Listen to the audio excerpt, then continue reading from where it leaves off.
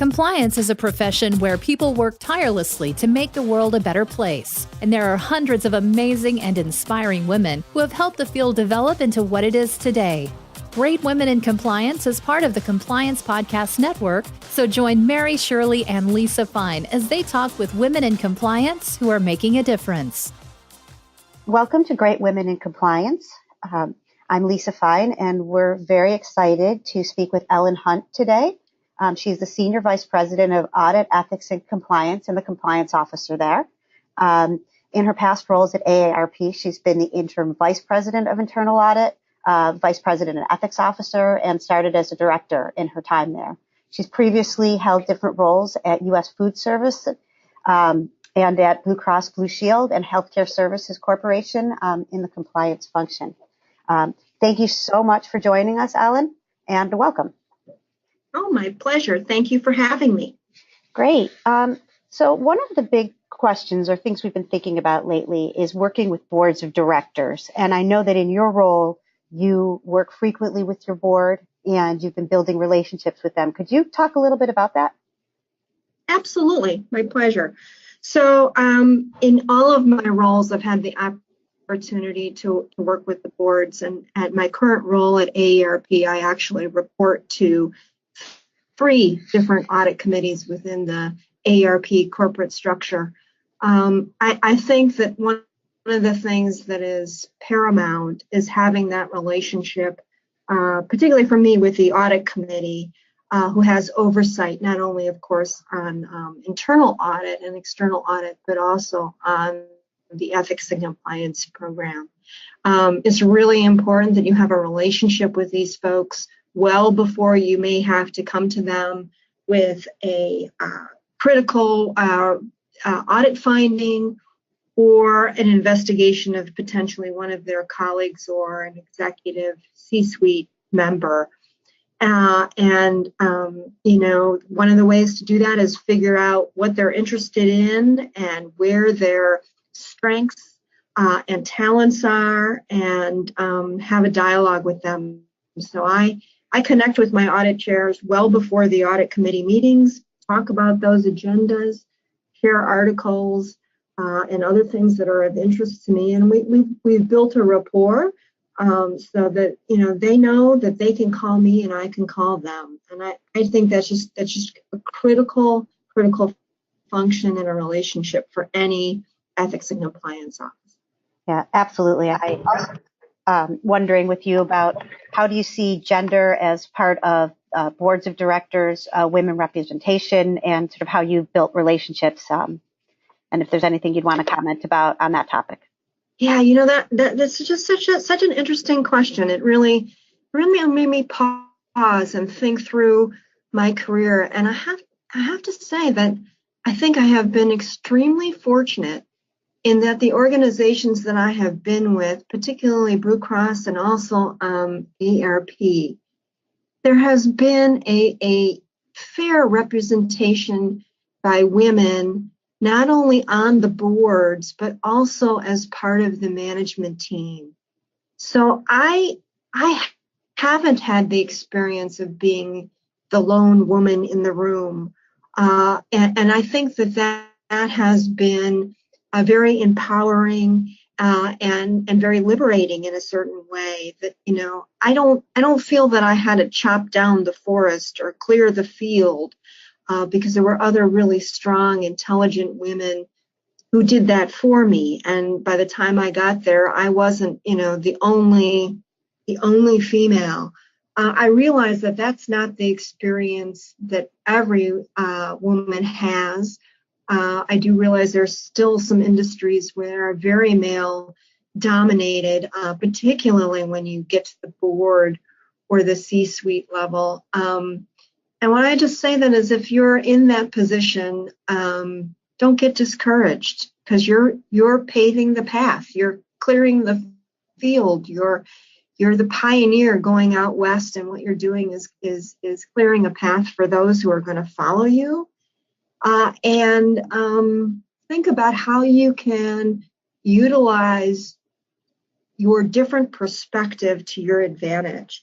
I think one of the things that women may bring to the field that I think is important and not exclusively is empathy and the ability to listen and think about how if you are the sole woman in the room, how do you utilize that? How do you put forth that different perspective you may have that your male counterparts don't? That's frankly, that distinction makes you valuable, and that's what, the value you bring to the room.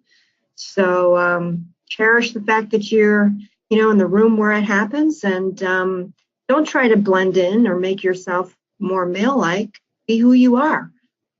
That's great. And I think that following on to that, I was wondering about how do you find people to support you in those efforts, both in terms of mentoring and how, if you are either the only woman in the room, as you said, or, with other women in the room, how do you, build that and learn to get to that point?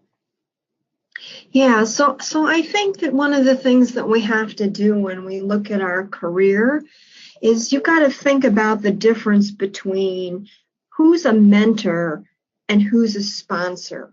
And those are different things. We spend a lot of time about telling people to go get a mentor, and that's very important, valuable. But a good mentor is going to share their path with you and tell you how they succeeded. A great one will actually help you on your own path. But a sponsor is somebody who's different. They're actually your advocate, and they're really out there making things happen for you.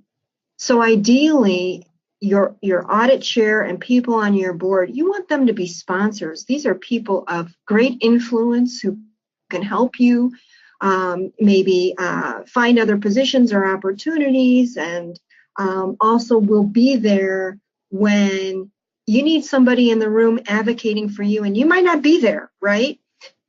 And I don't think we spend time thinking about the difference and why you need both, and really being brave enough to ask for somebody to be your sponsor. Sometimes, I don't want to be too stereotypical, but sometimes women don't ask.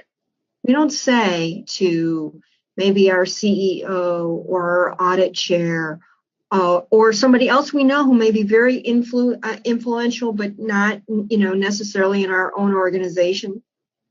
I need you to sponsor me. This is what I want. I want to be on a board. I want to enhance my career by having another leadership opportunity. We don't say that, and then somehow we're disappointed that we didn't get it. So I just think we need to think very carefully about those people who are our mentors, which is kind of that inner circle of close, trusted friends that we can share information on and get advice from, versus our sponsors, who are the people who are going to help us get to that next level.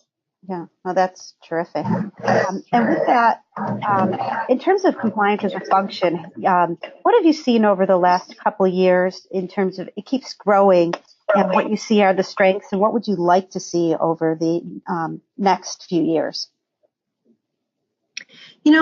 I think in the last 20 plus years, we have, as a profession, established ourselves, and that's just kind of astounding. In just such a short period of time, that small little Chapter 8 in the federal sentencing guidelines has become really an industry and a profession that has a tremendous amount of credibility. And that when I look back, I'm in awe. But I'm also just very aware that we have to, as the profession ourselves, continuously disrupt our industry. And I am relieved, and also, frankly, just very inspired by the fact that we are no longer the Department of No and simply focused on compliance, where all we do is tell people you must, you should. One of the roles that I enjoy the most and find the most fulfilling, frankly, is that of ethics officer. I became a lawyer because I wanted to help people with their problems. being the ethics officer helps me do that. And, compliance is the floor, but ethics is the ceiling. And that opportunity to really talk with people about it's not just what we can do, but what should we do and how should we do it, that I think is the absolute differentiator for us as we move forward. And we've got to do that with data analytics and better continuous monitoring and continually upping the bar on how we interact with our clients and with the business folks. And I think there's a great opportunity for talking about trust as the absolute competitive advantage. Yeah, I absolutely agree. There's a lot out there talking about that, this is a competitive advantage. I really appreciate your time. Is there anything else you would like to mention before we close up? Just a wonderful opportunity to talk with you today. And I would just like to plug, if I could, the Women in Compliance Awards. I think it's great. We've got something that's recognizing women in the field. And if you have a chance to nominate somebody before the deadline, please do.